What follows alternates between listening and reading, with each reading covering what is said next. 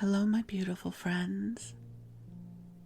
I am Laurel Bleadon-Maffei with Illuminating Souls, welcoming you to this episode of Sleepy Bedtime Blessings, a podcast designed to help you rest, relax, and fall asleep, all while deepening in your connection with your beautiful team of angels who love you so. If we're meeting for the first time, I am an angelic practitioner, a spiritual teacher, and an encourager of souls. And I have lots of wonderful offerings, including one-on-one angel sessions, soul mentoring, and a variety of classes.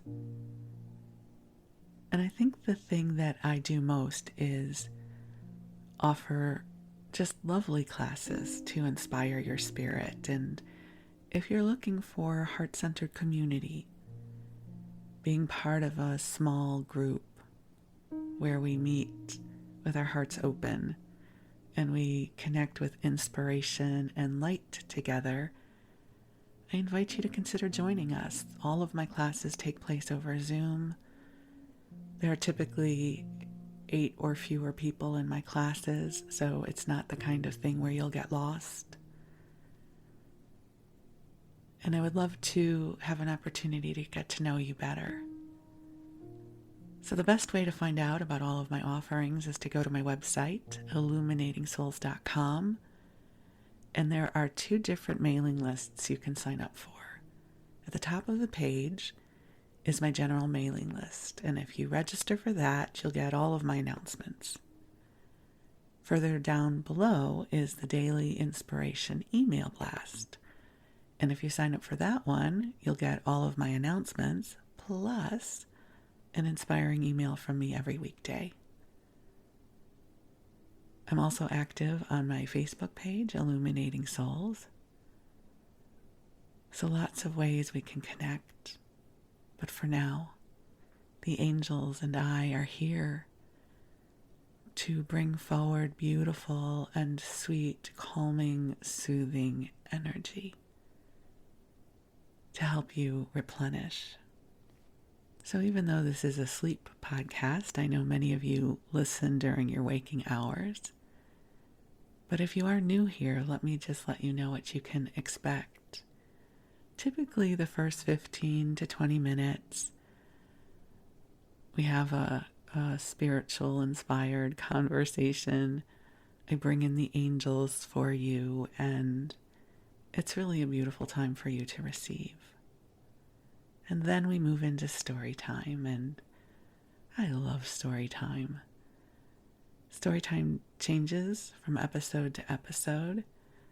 In this story time, I'm going to share with you some reflections from my own life. We might flip through an old cookbook together. In other episodes, I might read to you from something that's in the public domain. We just came into a new year, which means everything from 1928 and before is now in public domain here in the United States, so there's going to be a whole lot of new material.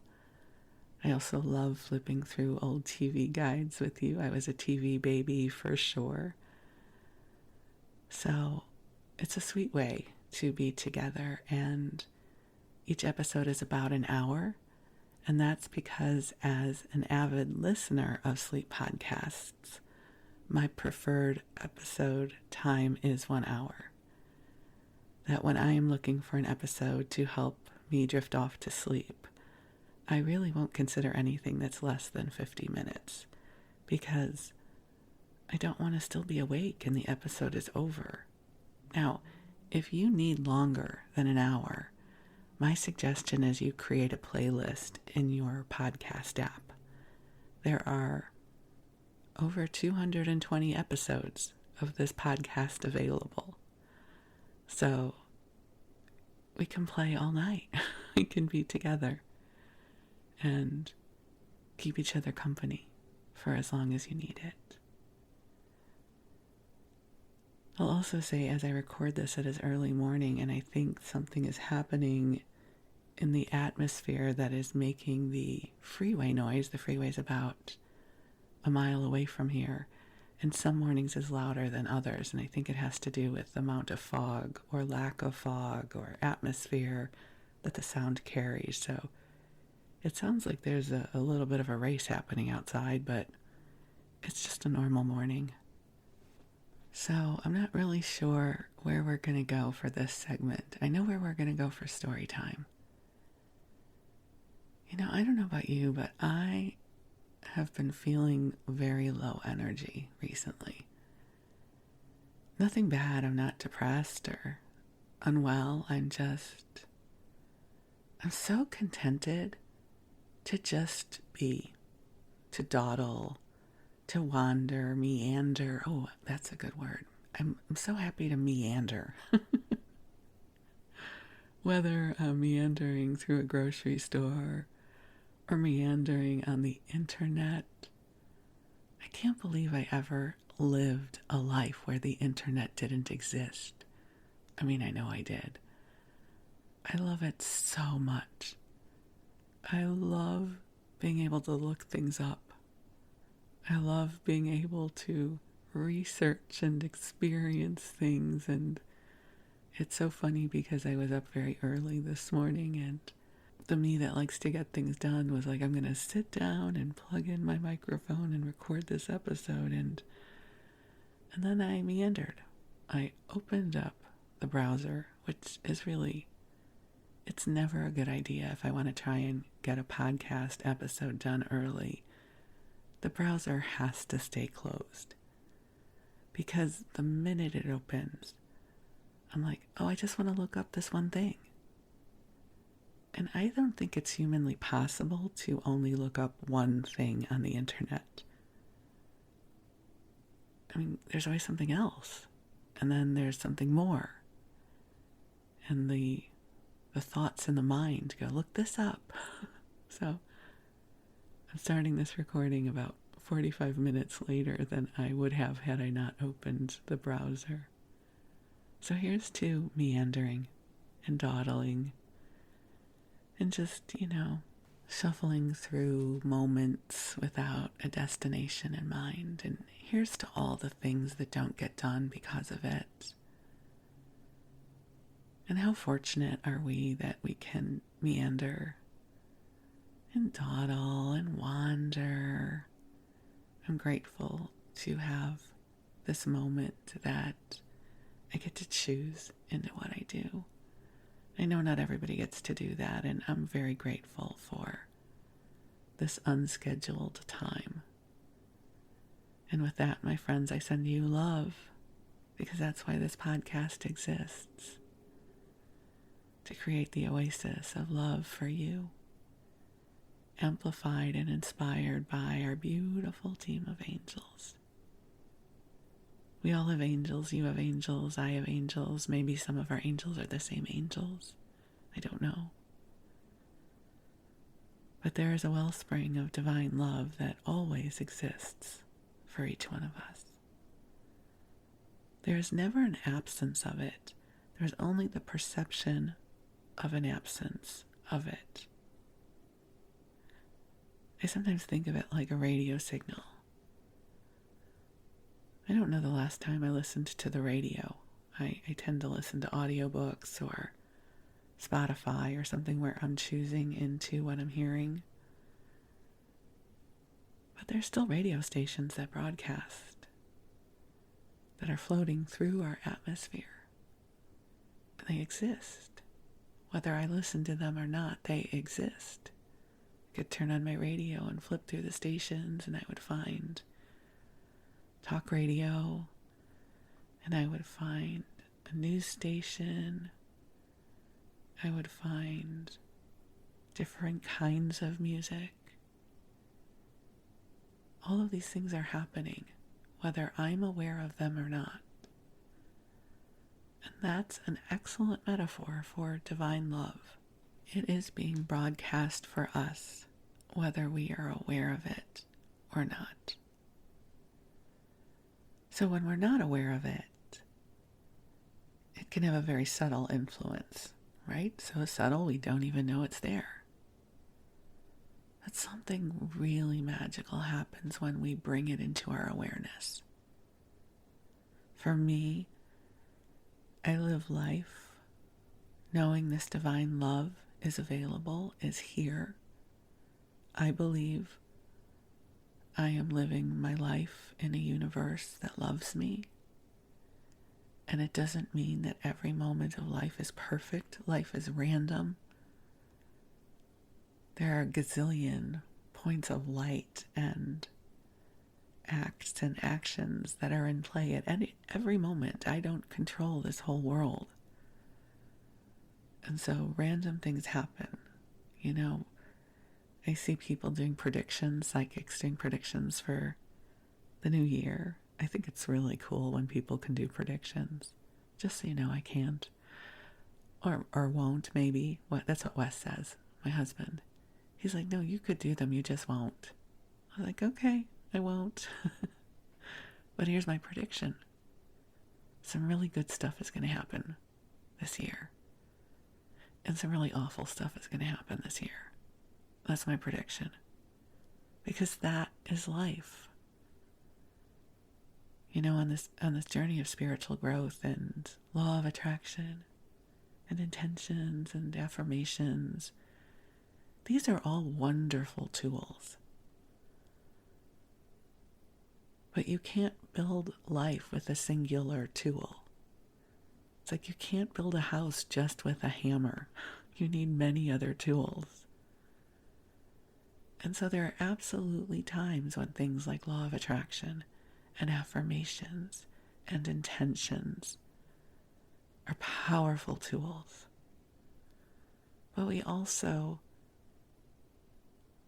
make space for the unexpected, for the storms, for the randomness, for the things over which we do not wield influence.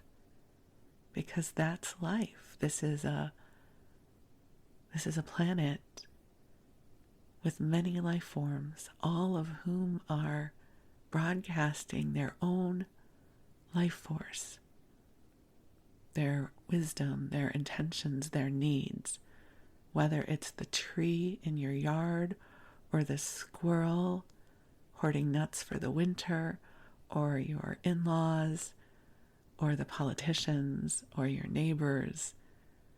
We're all seeding what we want, what we need into this world, which is very, very big and very, very small, all at the same time. So our ability to co-create, it's wonderful, wonderful. I love co-creation. And I'm also aware that there's randomness in life. That this year things are going to happen that will delight me, and things that are going to happen that will likely make me very sad, right? It's going to be everything. Every year is a mixed bag. But here's what I know. Through every moment of it, there is love here for me. And there is love here for you. That we are being supported. That we are being uplifted. That we are precious in this beautiful universe. That the angels are with us. And that each one of us is magnificent in our own way. And that when we remember that we are divine beings in human form, and that we are loved, and that the light is within us and around us, I don't know about you, but it helps me breathe easier. It's like, that's right. Goodness is here. Love is here. And love is here to support me through all of it. Through the beauty, through the challenge, through all of it, love is here. And this is not love I have to self-generate. It exists. The way the radio signals exist, the way the sunshine exists, the way the light from a star 1,000 light years away exists or existed, but is now making its way into our world. So this love is here for you. Particles, molecules of love, divine love that has your highest and best good imbued into it is here for you. Oh, the angels are here right now. I feel them. So I invite you to close your eyes and take a nice deep breath in. As we call them forward, they are here as they call us into circle. So beautiful angels on high. I'm so grateful you are here, and I am so grateful that you are amplifying the vibration of love into this broadcast so that each of our beloveds who tune in, whenever they tune in, will receive this blessing of love. Angels, I ask that you pave our way with grace, that kindness and love and understanding meets us every step of the way. And angels, help us use our life force in ways that delight and inspire us. Help us connect with our magic and our creative spirits. That joy and happiness be cultivated as we move along life's path. Help each of us remember who we are as divine beings in human form. Bringing more of our divinity in, allowing our human selves to have more fun, to play, to go on wonderful adventures, and to have compassion for ourselves and our messy imperfectness. So dear friends, just take a deep breath in, allowing the love to meet you where you are. The thing about this love is you don't have to stretch to it. You don't have to perform. You can just let it meet you where you are. It'll find you. It knows your address. It knows your cosmic address and your cosmic frequency. It knows how to find you if you let it. All you have to do is say yes. Yes, light. Come on in. I'm ready. I'm open. Thank you. And the light comes streaming in. So I say a prayer in your name. I say, God and angels, please watch over this beautiful, beautiful being, this beautiful soul, and help them bear witness to their own beauty, their own light, their own magic. And please bring blessings their way, blessings that light up their heart with joy and love. May this time be filled with grace for them. May ease find them in unexpected ways. Dear ones, just take a deep breath in, and if you have prayers and intentions in your heart that you wish to share with God and the angels, first of all, you can do that at any time. You don't need this podcast for that, but we are in a beautiful, amplified energy field. And if you would like to bring your prayers and intentions into our divine circle, you are welcome to do so.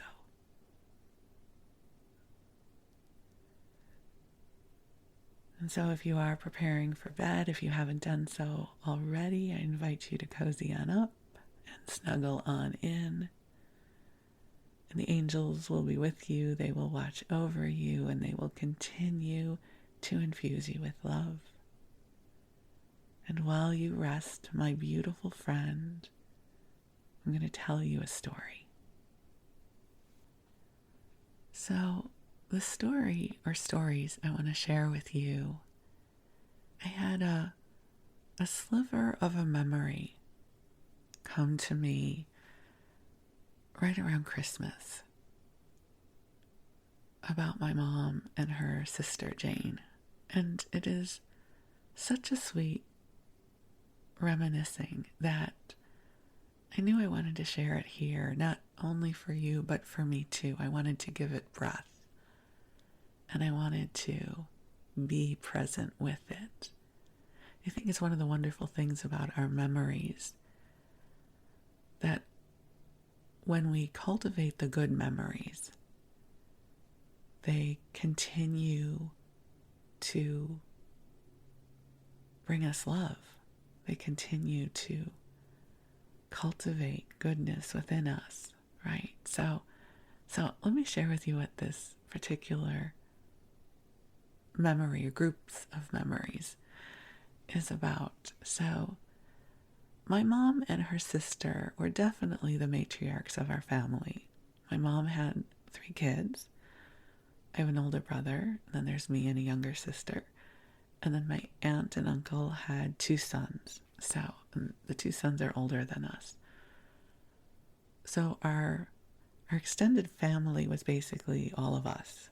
So my aunt and uncle and their 2 children, and then our family and another few aunts. There were other aunts as well. But the core group was the 9 of us, and then as spouses came in and children were born, more children were born, we grew. And my mom and her sister were really old school in terms of holidays. So we would typically get together for the 2 Passover Seders. My mom would do one and my aunt would do the other. And then my aunt would do Thanksgiving and my mom would do a Hanukkah party. And we also would do a 4th of July barbecue. As my mom and aunt got older, my cousin and my sister and my sister-in-law would take over some of the entertaining. When my mom and my aunt would have us over for a holiday, they would go all out. There would be the good dishes, the china, the crystal goblets, the silver would come out, and they would make a lot of dishes from scratch, right? There wasn't this, I'm just going to go over to the grocery store and have them cater it or something.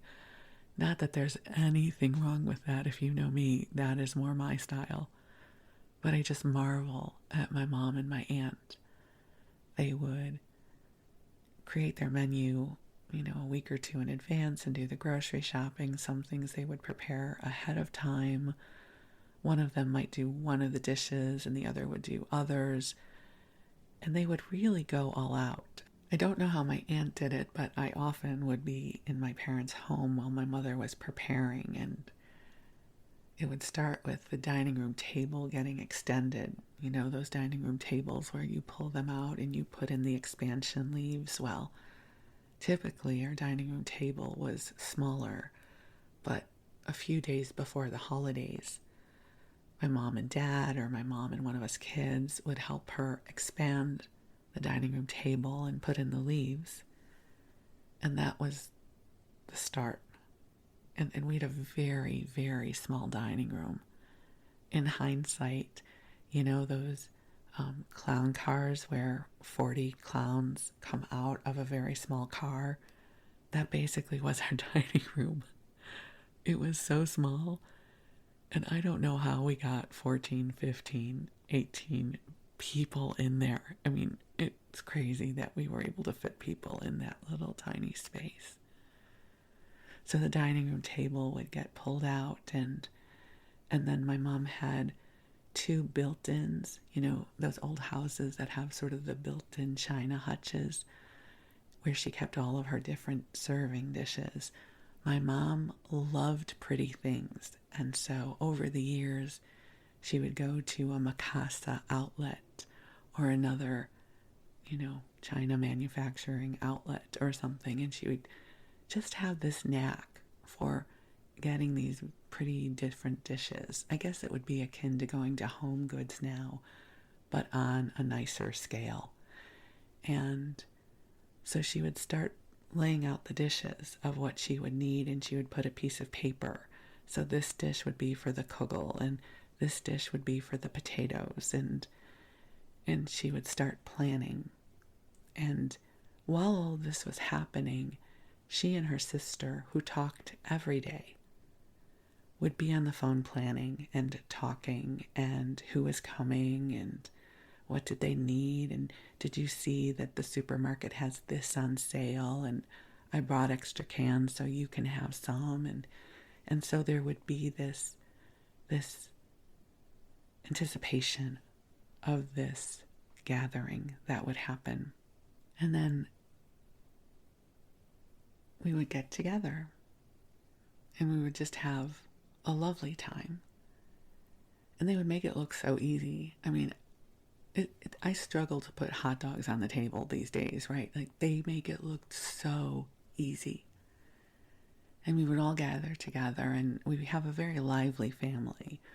There was never quiet around the table.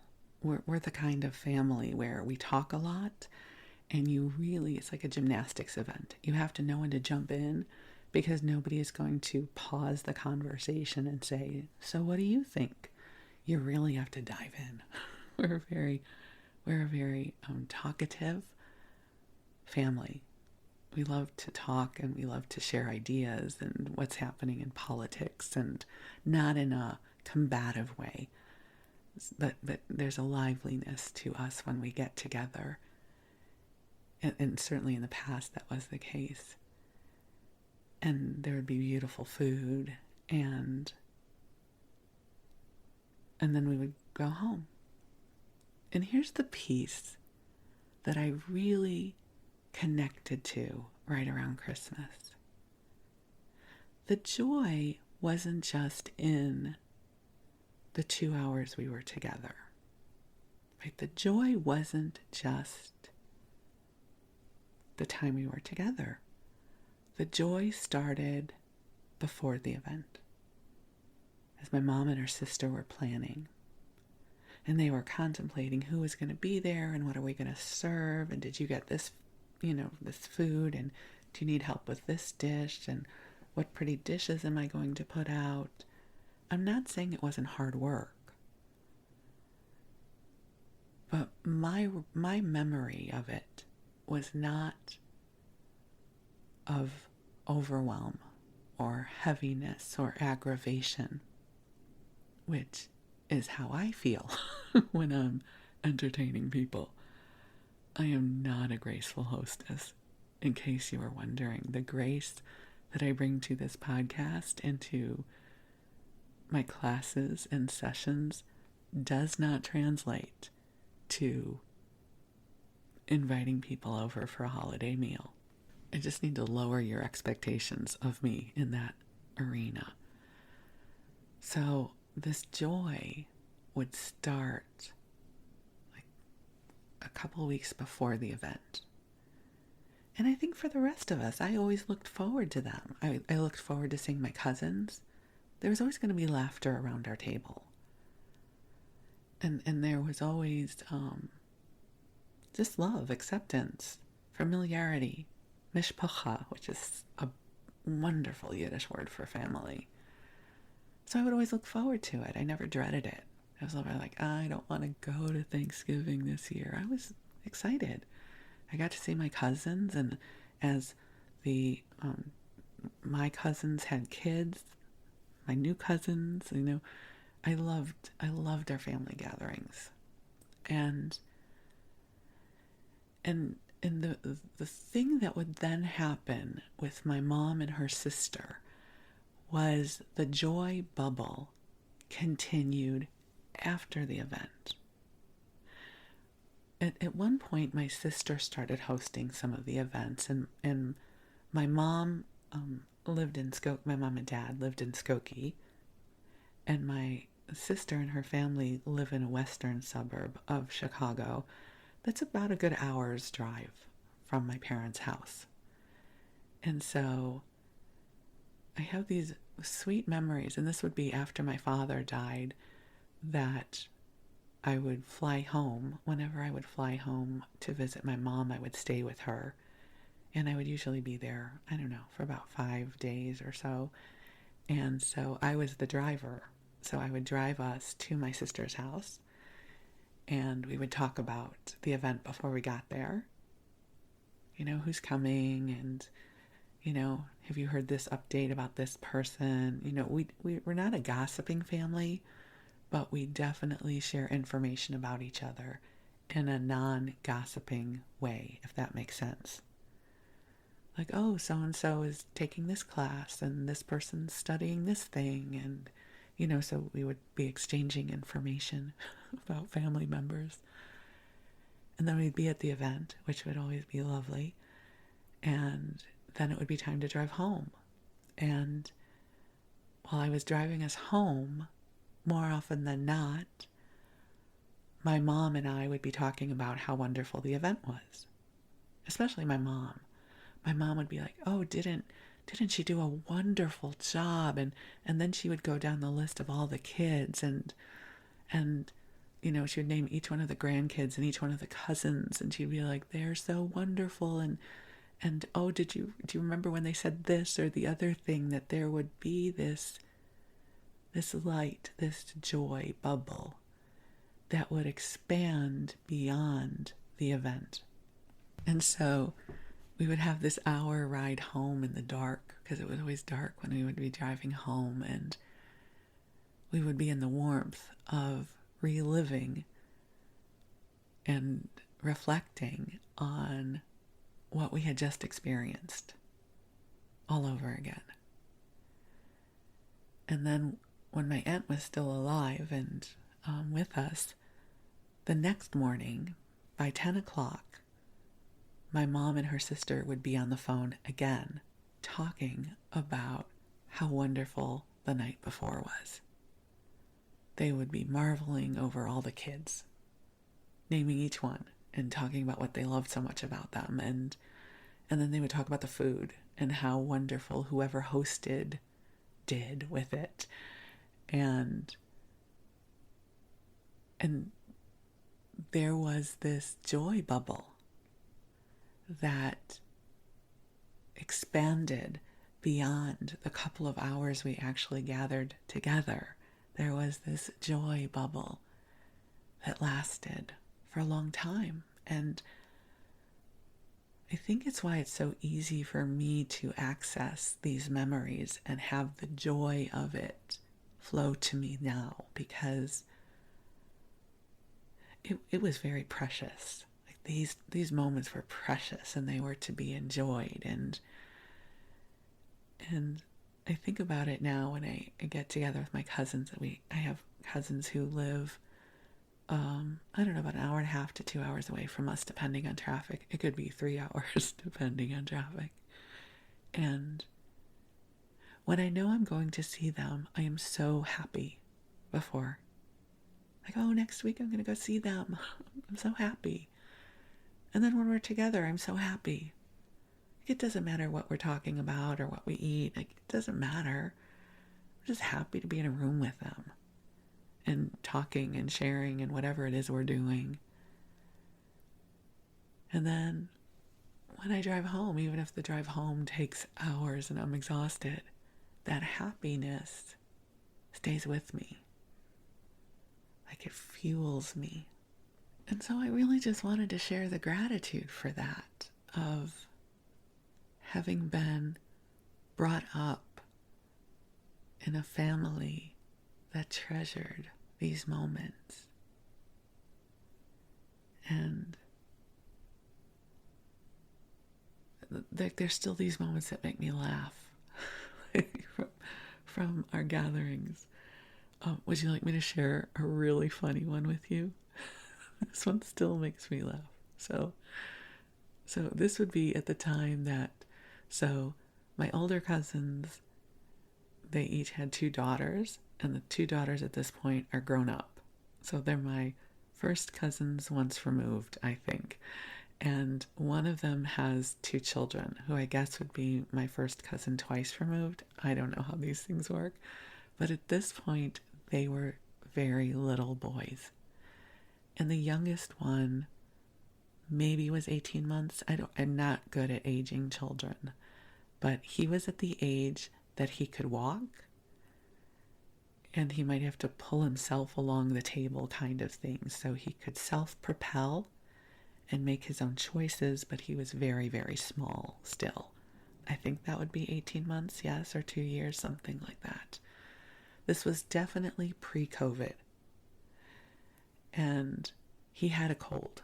So this was back in the day when it was not uncommon for small children to have the sniffles, and none of us panicked about it. So he had he was just getting over a cold or something. Well, here's why it's relevant to the story.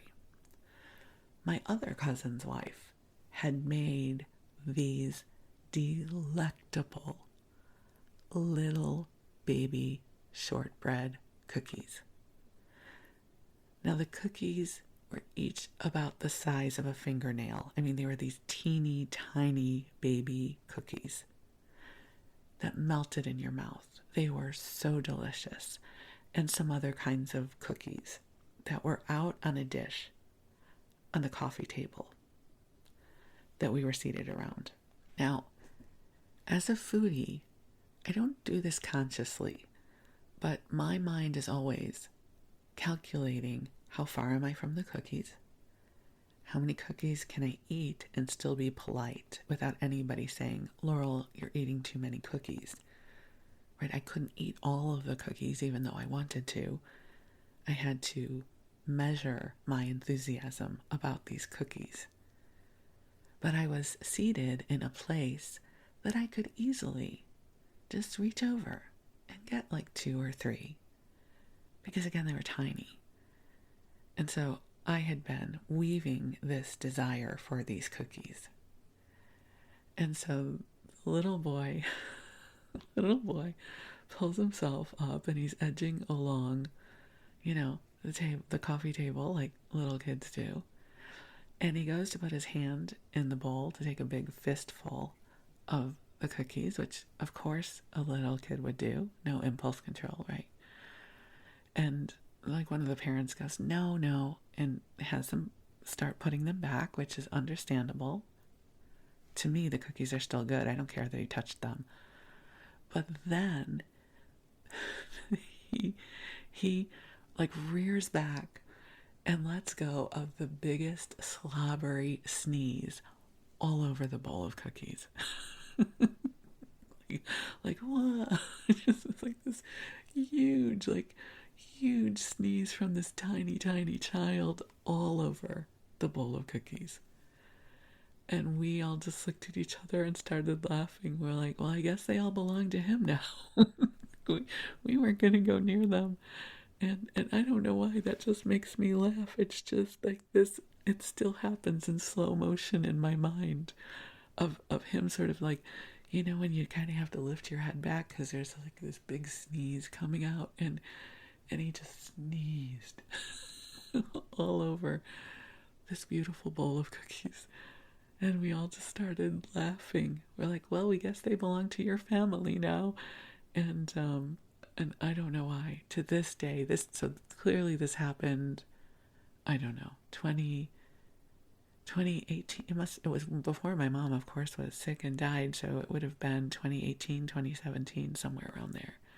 This happened. And that this sweet, funny memory I can still bring up at a family gathering. And we all laugh. Because we all remember it.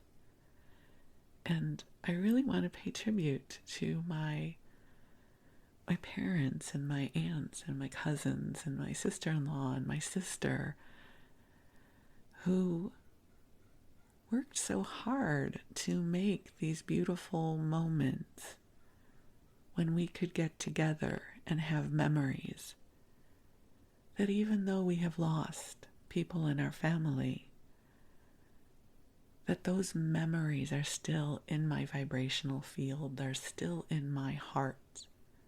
They still comfort me and soothe me. And they help me remember that I am loved, that I've always been loved, even if I didn't believe it was true. And so that was the memory, not of the cookies. I mean, that just was an added bonus, but this bubble of love that would be created with each holiday we celebrated together. It would start ahead of time. It would certainly happen while we were together and then afterwards. Even when we had just closed the car door and were pulling out of my sister's driveway to drive down to the freeway, the reminiscing would already have started. My mom would talk about how wonderful everything was, and can you believe how she did everything, and I don't know how she's doing it and working full time, and that this dish was wonderful, and she would go through each child and how wonderful they were. And I was brought up by a beautiful woman who knew how to nurture the goodness in life. And maybe that's one of the reasons I can do that, is like when I was just looking back at the last year, I focused on the really good stuff. I mean, there was really hard stuff too, but there's a superpower in learning to reflect upon and amplify our really good experiences. In self-growth, we sometimes will talk about how contrast is a great teacher, because one of the ways this came to me is I'm happy to be in the joy when someone else is doing the hard work. But for me, I get so overwhelmed at having to be the one producing the event. I do not go into the joy ahead of time. I'm overwhelmed. I've got my shopping list.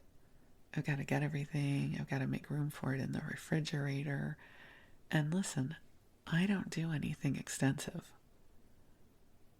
I do the simplest food. I serve on paper plates. I know that that's not environmentally correct, but it's what I do. We sit outside. I don't even have to really clean the house. I mean, there's cleaning the house, and then there's cleaning the house for company. Like, our house is pretty clean, but it's not company clean. And I stress about that. I get stressed out, and I'm crabby. My poor husband has to put up with me because I am overloaded. I am so high maintenance, it's not even funny. I can do well if the only person I have to take care of is me. I can also accommodate my husband. Add anyone else into that mix. And it's like my circuits start frying, in those old sci-fi movies when the computers would get overloaded and the sparks would happen, and that's how I feel. It's too much input, too many data points. And then when the people are here, I'm bringing things in and out, and I'm trying to clean as I go. And so I'm never really just relaxed and enjoying the moment. One of the other things that has happened for me, and I don't know if this is true for anyone else, it had started happening before the pandemic, but I definitely noticed it more during and after the pandemic. So of course, for 2 years, many of us were socially isolating. I still do, by the way. I'm still very cautious. And so I'm used to one-on-one conversations, or if I'm teaching a class, it's still a managed flow to conversation. It is so much harder for me now to be in a group where there's cross-conversation happening. I can do it with my cousins, my family, I think because I've grown up with it my whole life. So it's just sort of built in. But if I'm in a group of other kinds of people, it is harder for me to be present to all the different conversations and crosstalk that's happening. I can do it, but it wears me out. Isn't that interesting? And I think it's because, through the pandemic, that part of my brain didn't necessarily have to process as much stimulus as it may have before. Because I used to be able to process a lot of stimulus. Even though I grew up in Skokie, I spent a lot of time in downtown Chicago. I basically learned how to drive in downtown Chicago. I would be on the L, like public transportation. I moved to Los Angeles, which is very congested, had lots of friends, lots of groups. And so I could process a lot of data at once. And really, over the last few years, I just like quiet, just like a few streams of input at a time. So it's so interesting. So I definitely did not inherit my mom's and my aunt's gift for entertaining. I don't have the joy bubble. I don't have the joy bubble that happens. And that makes me a little sad. We had my husband's kids and their mom over for Christmas, and it was lovely. But I just was aware of my overwhelm before they got here, right? The going inside and outside to make sure all the food dishes were filled and bringing in the stuff that we were done with and cleaning up. And by the time they left, I was really tired, and there was no that joy bubble of sitting down with Wes saying, oh, wasn't this wonderful? And it's not that it wasn't wonderful. So that's not where I'm going with it. But that gift that my mom had to immediately start plugging back into the joy of whatever it was, I don't seem to have that ability. But I love that I have witnessed it and participated in it through her and my aunt, because I know it exists. And so it is part of my precious quilt of memories. And I marvel at it now, especially because it seems elusive for me. And that's one of my prayer requests, is to experience that again. And not in a way that I have to be the one creating the event. I was just thinking about this as I sat down to record this episode. Like if I had my living vision around it, I would live in a larger house where it was much easier to entertain, because our house is not entertainment friendly. It really is just set up for my husband and I, and if 2 more people come in, it's too crowded. So we would have a larger home that would be very gracious for entertaining, that I would have a regular cleaning person or crew that would come in, so that the house, at least once a week, was clean enough for company. Like company clean would be awesome. And I would have the financial resources to hire a private chef. Amazing, right? There's a couple private chefs that I follow on TikTok, and they go to wealthy people's homes and create these amazing dishes. Like, now that's my speed, because I just have to show up. Somebody else has cleaned my house. I have a house that is wonderful for entertaining. Somebody else is going to do the cooking and the cleaning and the shopping, the timing of everything. And I'm just going to get to sit down and enjoy my friends and eat delicious food. But I think that's asking a lot, to need that in order for me to create a sustainable joy bubble around entertaining. So I'm going to ask the angels to bring that to me in a different way. And this will be a little manifestation lesson. See, I think that's what I need to cultivate the kind of joy bubble my mom and my aunt would create around events. But what if it doesn't have to be that? What if there's something else that can happen that is graceful and easy and joyful? So, angels, that please, for all of us. Help bring us more sustainable joy bubbles. Whatever that means, whether it's the joy bubble because you go for a walk with a great friend with your puppies, right? It doesn't have to be around the kind of event I'm talking about. But I mean those joy bubbles where we get to anticipate something. Right? Like, oh, I'm so excited. On Saturday, I'm going to fill in the blank. And then the thing comes on Saturday and it's wonderful.